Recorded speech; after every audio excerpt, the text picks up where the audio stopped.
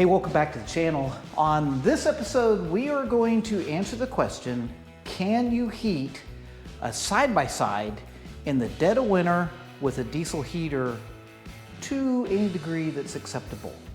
So to run this experiment, I started out with a diesel heater that we bought off Amazon. I'll show you in a moment how we got it mounted in here. It was quick and easy. And we are going to take this, put it outside, turn the diesel heater on, and see if we can get it warm and maintain some warmth inside. To let you know, it is currently -1 degrees outside. -1.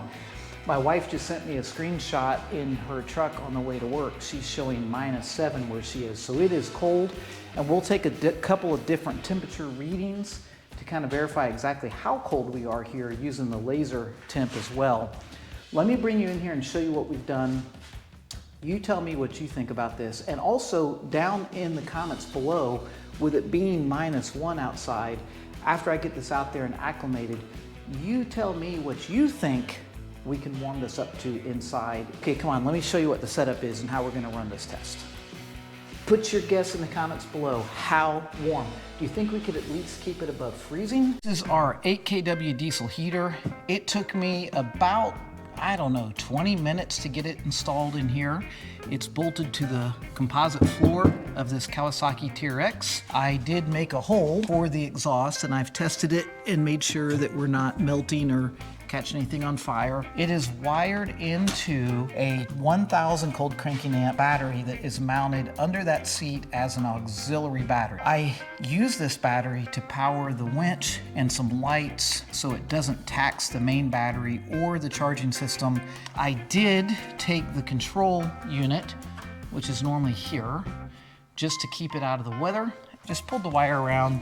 I just zip tied it up in here. Inside to run the test, I've hung this thermometer. We're gonna just let that hang in here about the space when you're driving around that you're gonna feel it. It has a super ATV heater in it. You can go back and see the video. My wife actually installed that. But for this test, we are not going to be running that heater at all. In fact, the side-by-side is going to be turned off. It does work really well, but it requires the RPM to be coming up. It's fine once you get up and running, but if you're just idling, it doesn't produce a lot of heat. So that's why I put the diesel heater in here to kind of help with the test a little bit. I taped off the blow-through screen in the back, and I shoved some rags in the obvious areas where we have massive air leaks. It doesn't make any sense just to blow the heat right out. This canopy is not insulated. You can drive a smaller side-by-side right through the door cracks and gaps. There is no insulation in this unit. So if you've already made a guess as to how much temperature you think that we can put in here, now that you've seen the setup, would you change your mind? I don't know.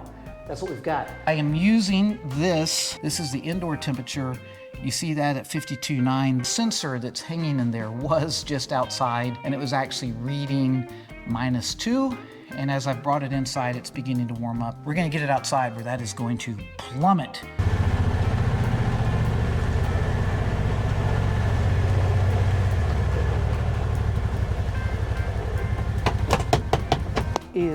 It is freezing out here, and I am not dressed for this.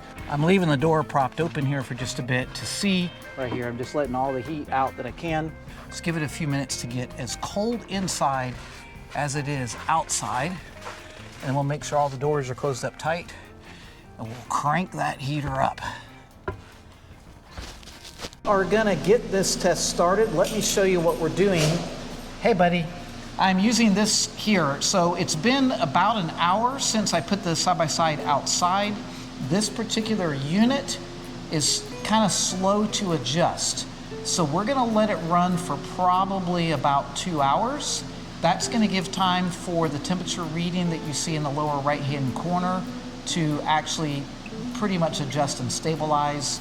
It's taken an hour for it to go down and showing that -2.9, which is measuring up with what we're seeing in the local area. So that's cold. It's hard to believe that we are, 70, there is a 70 degree difference between essentially where I'm standing and what's on the other side of that wall. The other thing that I'm going to do real quick is take some surface temperature zaps so that we can show exactly kind of what we're seeing. I am not dressed for this, but I won't be out there for very long. But let's go out here real quick. Hey, buddy, what is going on? What is going on, buddy? What is going on? Do you want to help? Yeah. No, it's not candy. All right, so we're gonna go out here and, ooh, doggy, it's cold. Yep. 0, 1, my seat is 2 degrees. Let's just say that's cold. Steering wheel is 4 degrees. All right, we're gonna fire the heater up here. Right here. Like that, and this little wheel is spinning. It's letting us know that it's going, and golly, is it cold. Your outlet is right there. We're closed up. Let's listen. Yeah. You can listen, it is starting its process. Golly, it's cold. That's showing minus 7 degrees. Minus 9. Are you kidding me? That's what you're wanting to hear right there. It's a low electric fuel pump in here starting to do its thing. And I hear it starting to fire. Hear your sound picking up right here.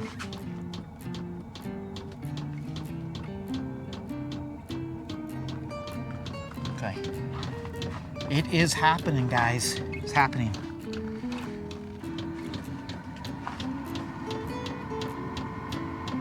Right, that's what we want to hear right there. Golly, it's cold. Look what I'm wearing. That's not good.